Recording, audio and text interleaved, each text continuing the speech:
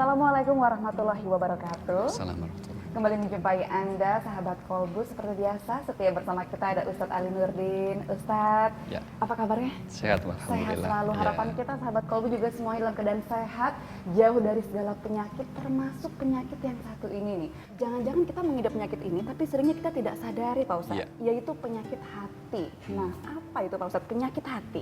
Pengertian hati itu ada dua macam ya, Mbak. Hati dalam arti jantung, yang sering gambarnya merah gitu ya. Nah, itu arti dalam arti fisik. Yang kedua, hati dalam arti spiritual, dalam arti rohaninya. Hati yang sakit berarti hati yang tidak dapat berfungsi sebagaimana mestinya. Contoh, fungsi utama hati diantaranya untuk selalu mengingat Allah Subhanahu wa Ta'ala.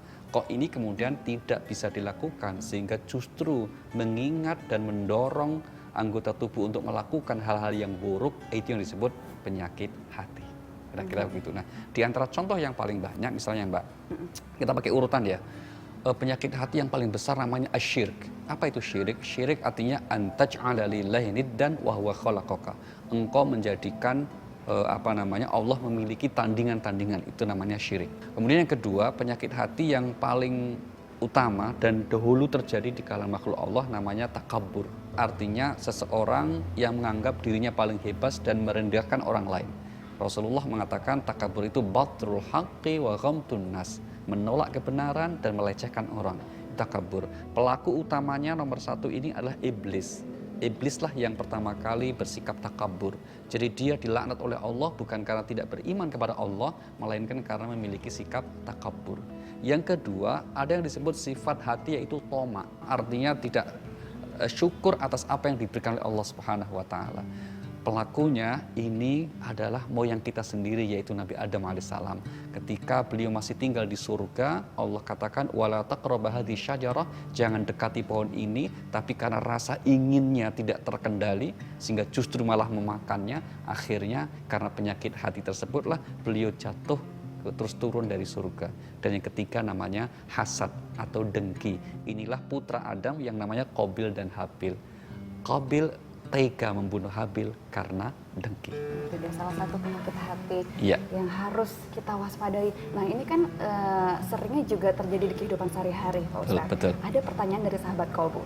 Kadang sesama tetangga suka ada perasaan iri dan dengki. Nah, meski tidak diucapkan, tapi kadang kebencian masih ada dalam perasaan. Bagaimana caranya Pak Ustadz agar bisa benar-benar ikhlas?